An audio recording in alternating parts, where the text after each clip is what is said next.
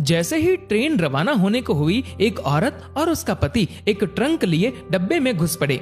दरवाजे के पास ही औरत तो बैठ गई, पर आदमी चिंतातुर खड़ा था। जानता था कि उसके पास जनरल टिकट है और ये रिजर्वेशन डिब्बा है।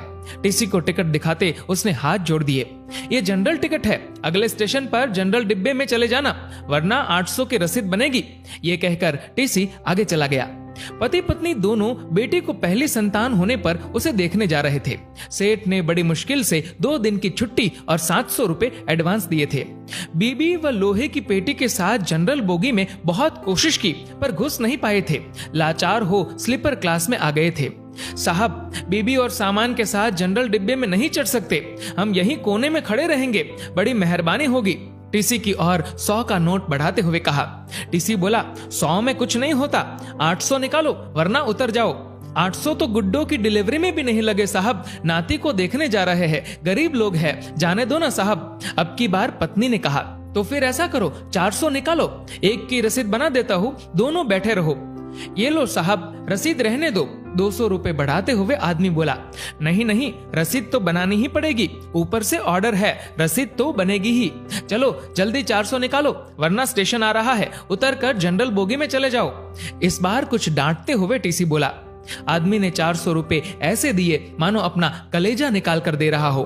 दोनों पति पत्नी उदास रुआंसे ऐसे बैठे थे मानो नाती के पैदा होने पर नहीं, उसके शोक में जा रहे हो। कैसे एडजस्ट करेंगे ये 400 रुपए? क्या वापसी की टिकट के लिए समधी से पैसे मांगने पड़ेंगे? नहीं नहीं, आखिर में पति बोला, 100-150 तो मैं ज्यादा लाया ही था, गुड्डो के घर पैदल ही चलेंगे, शाम को खाना नहीं खाएंगे, 200 तो एडजस्ट हो गए। और हाँ, आते वक्त पैसेंजर से आएंगे, 100 रुपए बचेंगे। एक दिन जरूर ज्यादा लगेगा, सेठ भी चिल्लाएगा, मगर मुन्ने के लिए सब सह लूंगा। मगर फिर भी ये तो 300 ही हुए।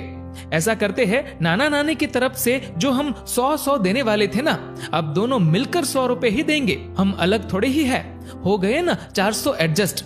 पत्नी ने कहा, मगर मुन्ने के कम करना। और पति की आंख से आंसू छलक पड़े। मन क्यों भारी करते हो जी, गुड्डो जब मुन्ने को लेकर घर आएगी तब 200 ज्यादा दे देंगे। कहते हुए उसकी पत्नी की आंख भी छलक उठी। फिर आंख पोंछते हुए बोली, अगर मुझे कहीं कोई बड़ा सरकारी अफसर मिले तो उससे कहूंगी, इतने पैसों की बुलेट ट्रेन चलाने के बजाय इतने पैसों से हर ट्रेन में 4-4 जनरल बोगी लगा दो, जिससे न तो हम जैसों को टिकट होते हुए भी जलील होना पड़े और ना ही हमारे मुन्ने के 100 रुपए कम हो। कहते हुए पत्नी की आंख फिर छलक पड़ी। पति बोला, अरे पगली, हम गरीब आदमी हैं, हमें वोट देने का तो अधिकार है, पर सलाह देने का नहीं, रो मत।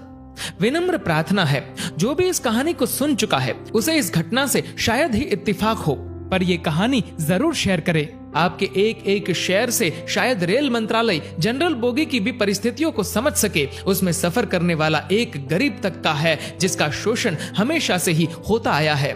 जीवन का एक सच ये भी है कि बड़े लोगों की छोटी बातें भी बड़ी खबर बन जाती है और गरीब लोगों की बड़ी बातें भी छोटी बनकर दब जाती है।